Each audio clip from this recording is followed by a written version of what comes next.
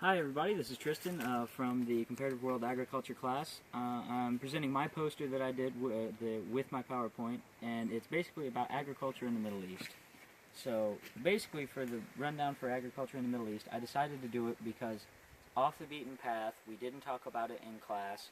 There's a lot of history and there's a lot of visual representations, such as the top left, which is a visual representation of an Anatolian fertility goddess. It's a very famous statue.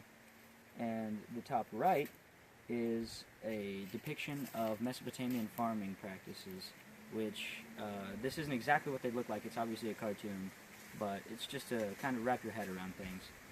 And to begin with, I'm going to talk about the economics of the Middle East in regards to agriculture. And today, it's not as big of a deal as it was in ancient times, back when, agriculture actually gave birth to civilization. But nowadays, it is still important, especially in they're called the MENA areas, which is Middle East and North Africa. But in the area specifically in the Middle East, if you look around the regions of the Mediterranean, that's where a lot of agriculture occurs. But most countries now have moved on from agriculture as their main industry to oil production, which is why the Persian Gulf is so wealthy. The countries on the Persian Gulf.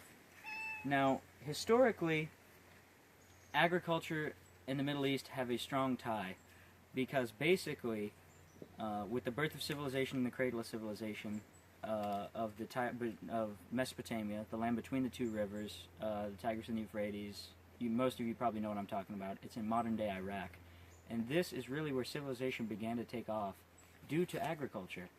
When people learned how to farm, they were able to settle down and build settlements and cities. And this gave rise to civilization.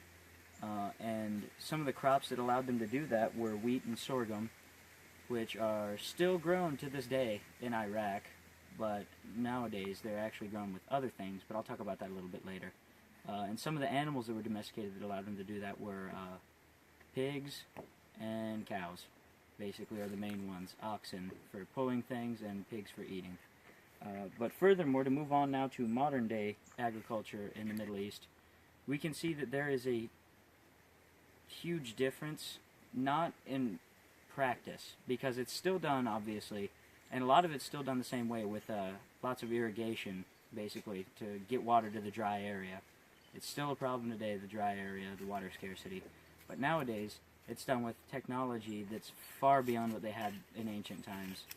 We even genetically modify our own crops now, so things like corn that also didn't exist, that wasn't at their disposal at that time, is now available.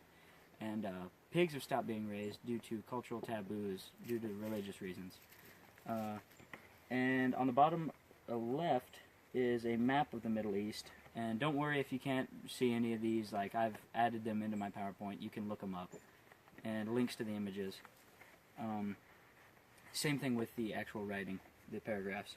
And in the bottom center is a map depicting the actual spread of agriculture throughout the Middle East, which is actually pretty interesting. So I'd say you all should look it up. And in the bottom right-hand corner is a map, and it really depicts it really gives you a good grasp as to how important wheat is, because it's for the modern-day Anatolian Peninsula, which is Turkey. And it shows which crops are grown where, and the majority of it is wheat. So it just shows you exactly how important it is. But anyways, that's it. I hope you enjoyed my poster, and I look forward to seeing y'all's projects. Y'all have a great day.